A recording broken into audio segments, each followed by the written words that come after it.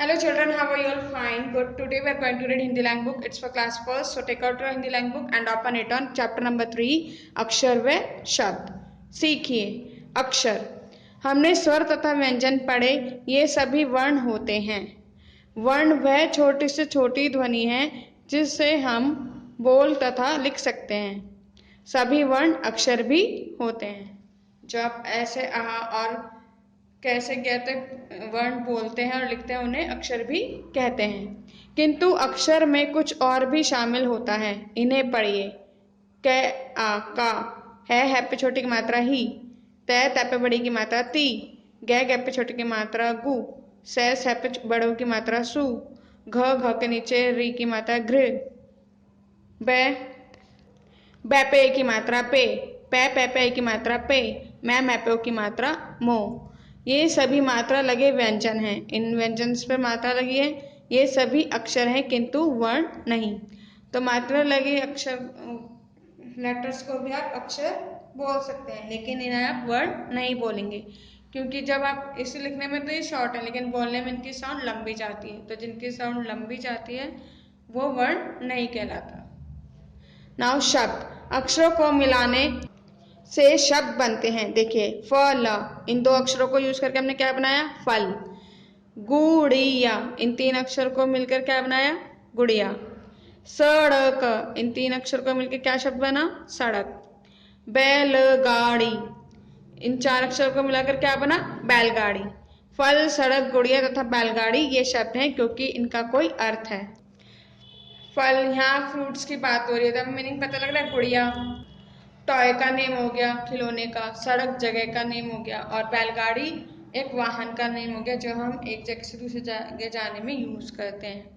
तो इन सब का कोई ना कोई मीनिंग है, तो इसलिए ये शब्द कहलाते हैं। अब मैं अगर फल को उल्टा कर दूं, लेफेलफ बोलूं, तो वो आपको समझ में आएगा कि मैंने क्या वर्ड बोला है। लेफेलफ मीन्स क्या है, आपको कुछ भी पता नहीं लगेगा हम किस बारे में बात कर रहे हैं। तो इसका मीनिंग हमें नहीं मिला, अर्थ नहीं मिला, तो ये शब्द नहीं कहलाएगा। Now come to next page number 25. अब इन्हें पढ़िए। रहते रथ, टचस टचस, बोलू, खेज दूरी। तो आपको इनका मीनिंग पता लग रहा है? रथ मीन्स क्या होता है? कुछ भी नहीं। टचस नहीं, तो इसको हम शब्द नहीं कहेंगे। इनका कोई अर्थ है? नहीं, इनका कोई अर्थ नहीं है, इसलिए ये शब्द नहीं है। तो अक्षर या अक्षरों का ऐसा समूह जिसका कोई अर्थ निकलता है शब्द कहलाता है। जिसका आपको मीनिंग समझ में आए कि हम किसके बारे में बात कर रहे हैं। Understood? Now let's do the exercise.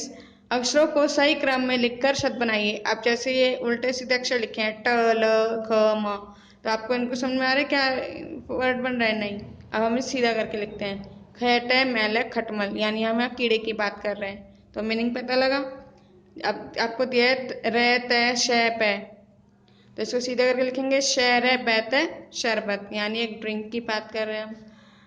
अब दर दे वा जा रे, तो दे रे वा जा दरवाजा। री फू वाल, फूल वारी, फूल वारी फुलवारी, यानी बगीचा। क नीरा नो, नौकरानी, नौकरानी। इस तरीके से आपके वर्ड फॉर्म करने हैं। Now come to next one. नीचे दिए गए अक्षरों के समूह में से शब्द चुनकर लिखे। अब यहाँ बैलून्स पे कुछ वर्ड्स लिखे हैं, तो जो मीनिंगफुल वर्ड्स है, जिसका आपको मीनिंग पता लग रहा हो, अर्थ पता लग रहा हो, वो वर्ड्स आपको यहाँ फिल करने हैं। सी डमरू, डमरू ये क्या है? एक म्यूजिकल इंस्ट्रूमेंट है, तो हम यहाँ लिखेंगे डमरू। टमीकर, टमीकर से आपको कुछ मीनिंग पता लग रहा है हम किसके बारे में बात कर रहे हैं? नहीं, तो ये शब्द नहीं है। नाउ बुकीन, बुकीन से आपको अर्थ पता लग रहा है कि ये क्या चीज है? ये भी नहीं पता, तो ये शब्द नहीं है। आदमी, यानी हम पर्सन की बात कर रहे हैं, पुरुष की, तो ये एक शब्द है, तो हम यहाँ लिखेंगे आदमी। इसी तरीके से आपको शब्द छाटकर इसमें फिल करने हैं। Now turn your book on next page number 26। आसपास बने चित्र देखिए, वर्ग में इनके नाम खोजकर गोला लगाइए, नीचे खाली स्थानों में इन शब्दों को लिखिए। ये आपको शब्द वर्ग दिया हुआ है, इसके आसपास से पिक्चर्स देख रहे हैं आप, तो इनके नाम आपको यहाँ ढूंढने हैं। Okay, like what is this? मुर्गी। सो आप इसको ऐसे गोला करेंगे मुर्गी। किताब, तो आप इसको ऐसे गोला करेंगे किताब।